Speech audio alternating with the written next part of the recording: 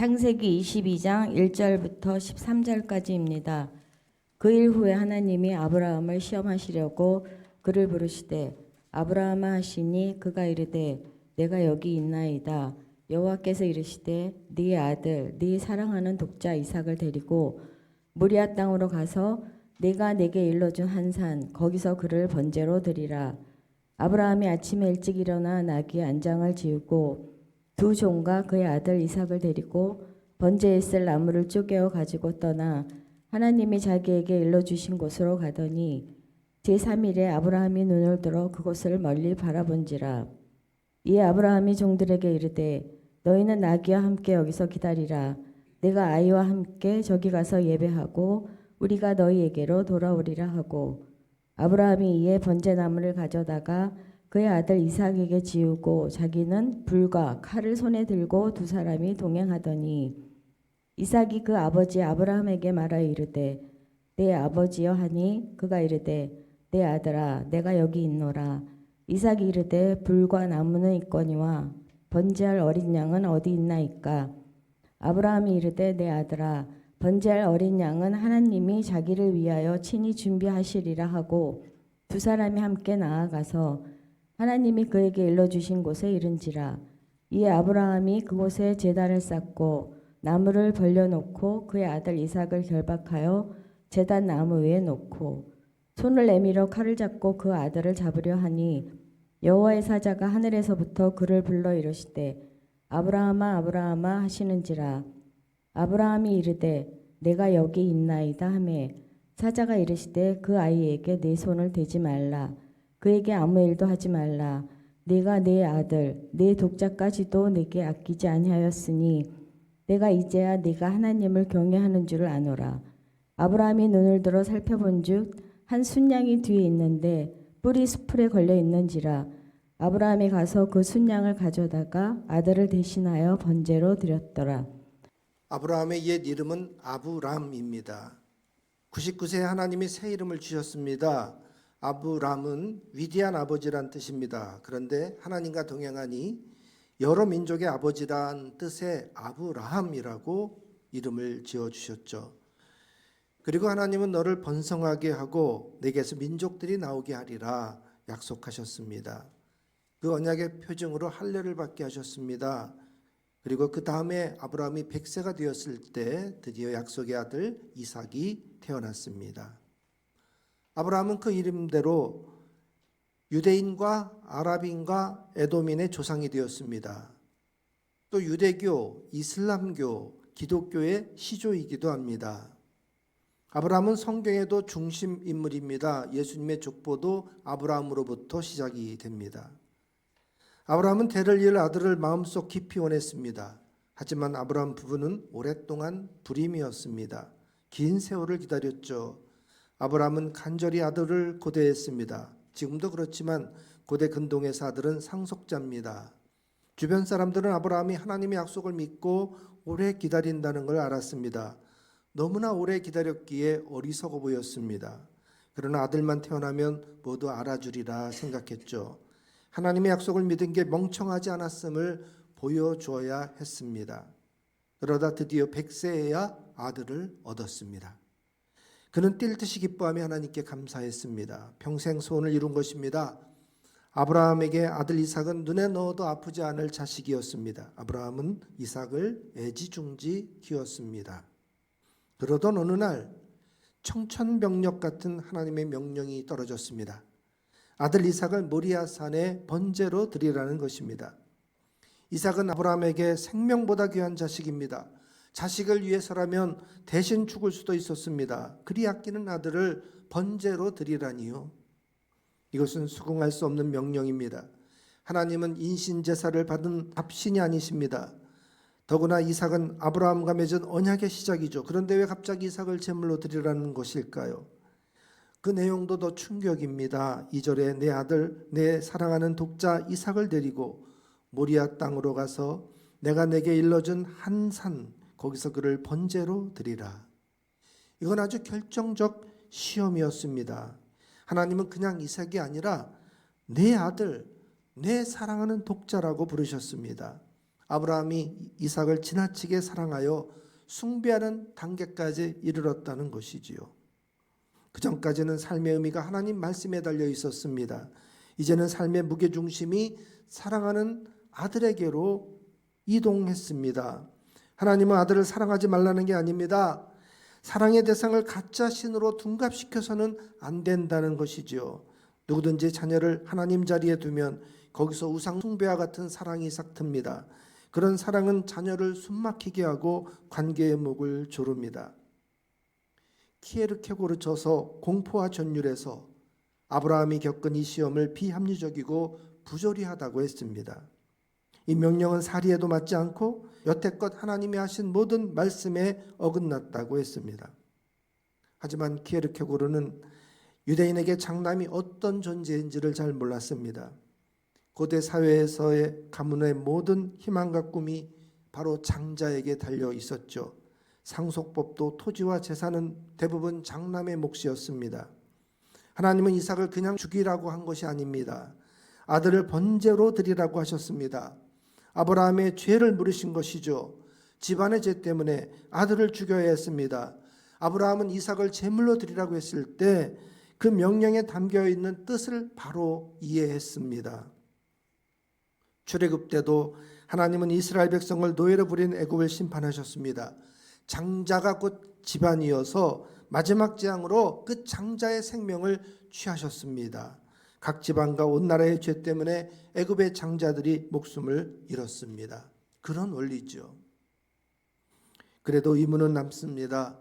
거룩한 하나님이 죄 때문에 이삭을 거두겠다고 하시면 받아들여야 하지요. 하지만 하나님은 분명 이 이삭을 통해서 민족을 이루고 복을 주겠다고 하셨습니다. 어떻게 이삭을 죽이면서 동시에 이 언약을 이룰 수가 있겠습니까? 아브라함은 그 대답을 몰랐습니다. 그래도 아브라함은 곧바로 순종했습니다. 아브라함이 다음 날 아침 일찍 일어나 떠날 채비를 했습니다. 성경은 아브라함의 고뇌를 알려주지 않습니다. 놀랐다, 당황했다, 괴로웠다, 밤을 꼬딱 새웠다 이런 말이 일절 없습니다. 그저 묵묵히 순종했다만 나와 있습니다.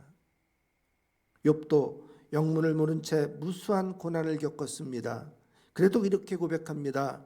내가 가는 길을 그가 아시나니 그가 나를 단련하신 후에는 내가 순금같이 나오리라. 아브라함은 나귀 한 장을 지우고 두 종과 이삭을 데리고 번제에 쓸 나무를 쪼개가지고 떠났습니다. 모리아 산까지 사흘 길이었습니다.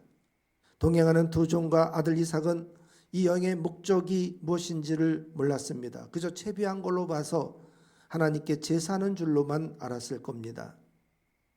산 아래에 도착했습니다. 아브라함은 두 종에게 나귀와 함께 여기서 기다리라고 했습니다. 아이와 함께 예배하고 돌아오겠다고 합니다.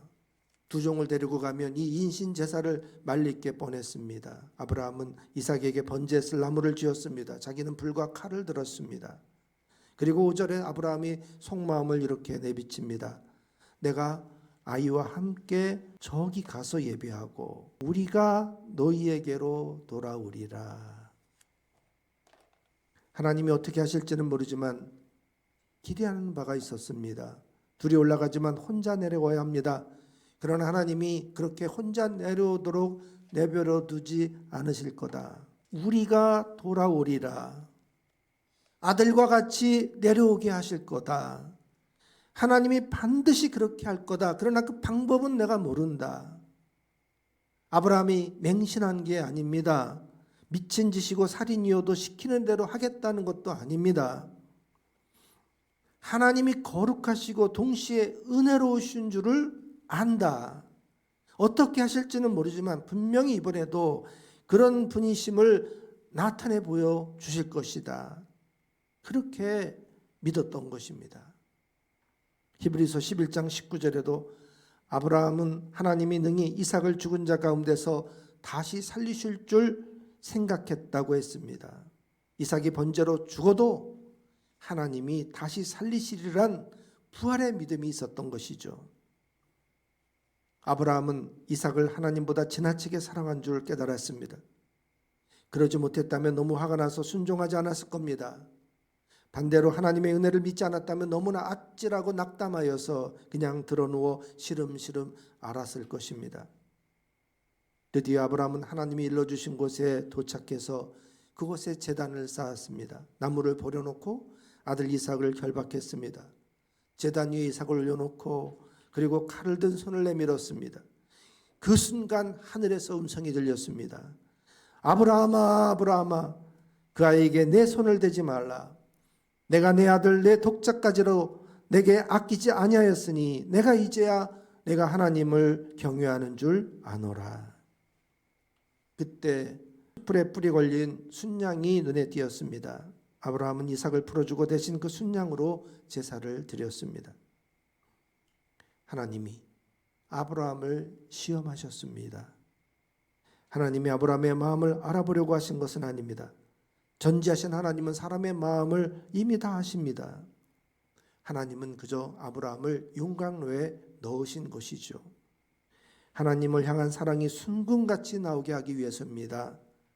하나님이 개입하지 않으셨다면 아브라함은 여전히 하나님보다 아들을 더 사랑했을 겁니다. 이것은 우상 숭배입니다. 이런 관점에서 보면 하나님이 아브라함을 거칠게 다루신 게 은혜이지요. 그러지 않으셨다면 자신의 사랑이 우상 숭배로 변해가고 있었다는 것을 알지 못했을 겁니다. 우상 숭배라면 신상 앞에 엎드리는 모습을 떠올립니다. 고대에 신전이 있었다면 현대는 사무실이나 헬스장이나 스튜디오나 경기장 같은 곳에 신전이 있습니다.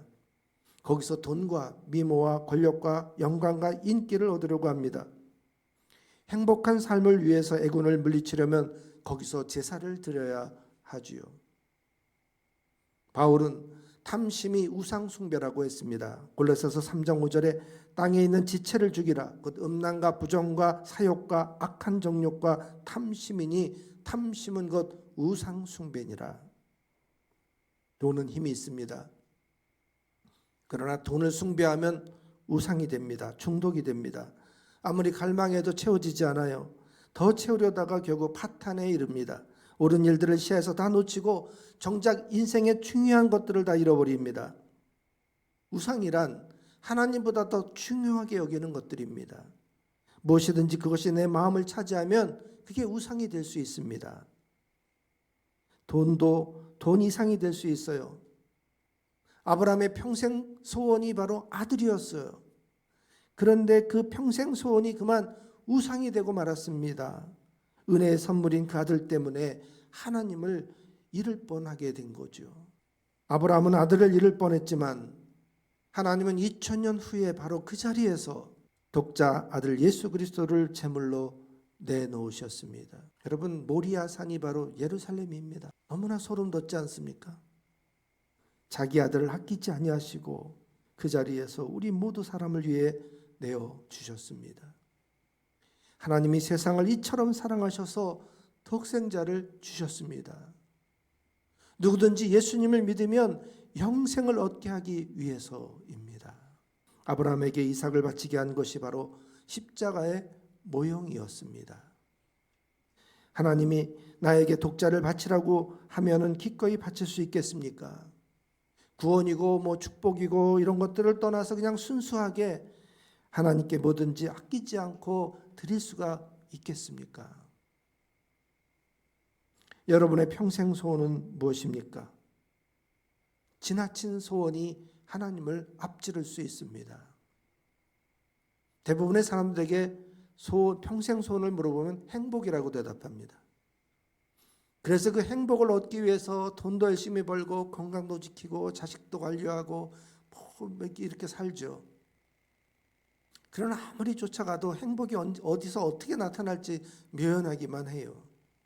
행복은 사실 내 옆에 있고 그걸 취해서 내가 누리기만 하면 되는데 그 원리를 잘 모르는 거예요. 여러분, 평생 소원, 행복 이런 거에 두지 마십시오. 내 평생 소원은 하나님이어야 합니다.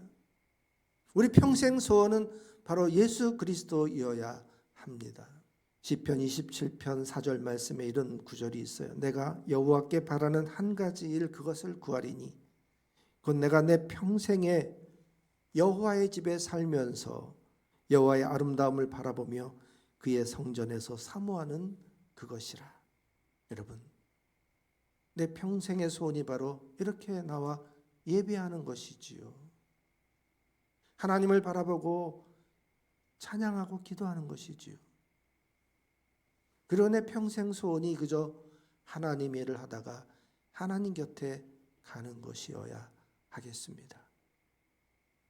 여러분, 내 평생이 뭐냐고 물으신다면 망설임 없이 누구나 하나님이라고 대답합시다.